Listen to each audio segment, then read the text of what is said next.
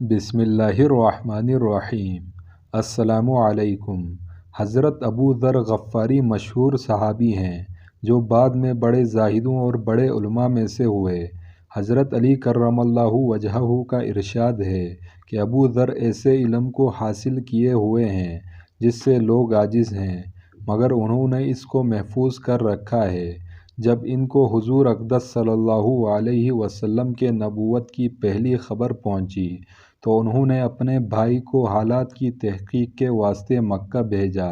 جو شخص یہ دعویٰ کرتا ہے کہ میرے پاس وحی آتی ہے اور آسمان کی خبریں آتی ہیں، اس کے حالات معلوم کریں اور اس کے کلام کو غور سے سنیں۔ وہ مکہ مکرمہ آئے اور حالات معلوم کرنے کے بعد اپنے بھائی سے جا کر کہا کہ میں نے ان کو اچھی عادتوں اور عمدہ اخلاق کا حکم کرتے دیکھا اور ایک ایسا کلام سنا جو نہ شعر ہے نہ کاہنوں کا کلام ہے۔ ابو ذر کو اس مجمل بات سے تشفی نہ ہوئی تو خود سامان سفر باندھا اور مکہ پہنچے اور سیدھے مسجد حرام میں گئے۔ حضور صلی اللہ علیہ وسلم کو پہچانتے نہیں تھے اور کسی سے پوچھنا مصلحت کے خلاف سمجھا۔ شام تک اسی حال میں رہے۔ شام کو حضرت علی کرم اللہ وجہہ نے دیکھا کہ ایک پردیسی مسافر ہے۔ مسافروں کی، غریبوں کی، پردیسیوں کی خبر گیری، ان کی ضرورتوں کا پورا کرنا ان حضرات کی گھٹی میں پڑا ہوا تھا، اس لیے ان کو اپنے گھر لے گئے، میزبانی فرمائی، لیکن اس کے پوچھنے کی کچھ ضرورت نہ تھی کہ کون ہو، کیوں آئے۔ مسافر نے بھی کچھ ظاہر نہ کیا۔ صبح کو پھر مسجد آ گئے اور دن بھر اسی حال میں گزارا کہ خود پتہ نہ چلا اور دریافت کسی سے کیا نہیں۔ غالباً اس کی وجہ یہ ہوگی کہ حضور صلی اللہ علیہ وسلم کے ساتھ دشمنی کے قصے بہت مشہور تھے۔ آپ کو اور آپ کے ملنے والوں کو ہر طرح کی تکلیفیں دی جاتی تھیں۔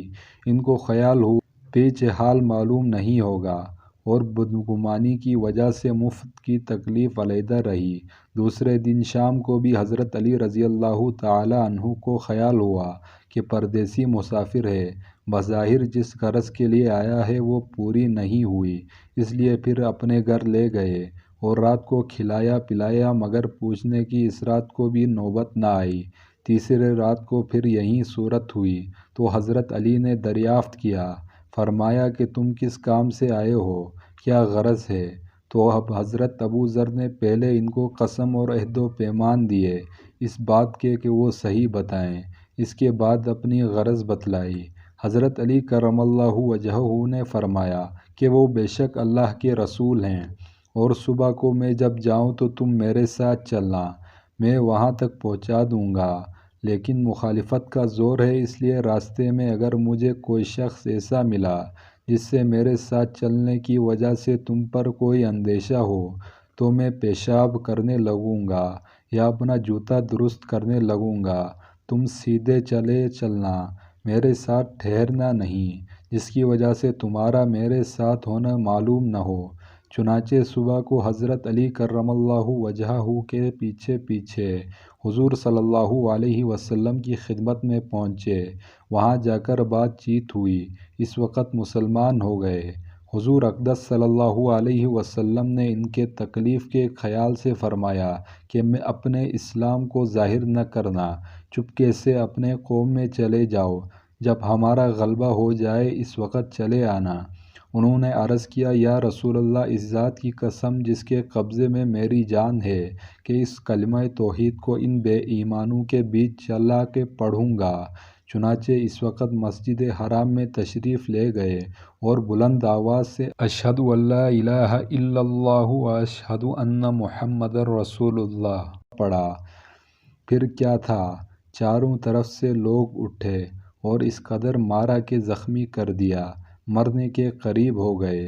حضور صلی اللہ علیہ وسلم کے چچا حضرت عباس رضی اللہ تعالی عنہ جو اس وقت تک مسلمان بھی نہیں ہوئے تھے، ان کے اوپر بچانے کے لیے لیٹ گئے اور لوگوں سے کہا کہ کیا ظلم کرتے ہو، یہ شخص قبیلہ غفار کا ہے اور یہ قبیلہ ملک شام کے راستے میں پڑتا ہے، تمہاری تجارت وغیرہ سب ملک شام کے ساتھ ہے، اگر یہ مر گیا تو شام کا آنا جانا بند ہو جائے گا۔ اس پر ان لوگوں کو بھی خیال ہوا کہ ملک شام سے ساری ضرورتیں پوری ہوتی ہیں، وہاں کا راستہ بند ہو جانا مصیبت ہے، اس لیے ان کو چھوڑ دیا۔ دوسرے دن پھر اسی طرح انہوں نے جا کر پھر بلند آواز کلمہ پڑھا اور لوگ اس کلمے کے سننے کی تاب نہ لا سکے، اس لیے ان پر ٹوٹ پڑے۔ دوسرے دن بھی حضرت عباس نے اسی طرح ان کو سمجھا کر ہٹایا کہ تمہاری تجارت کا راستہ بند ہو جائے گا۔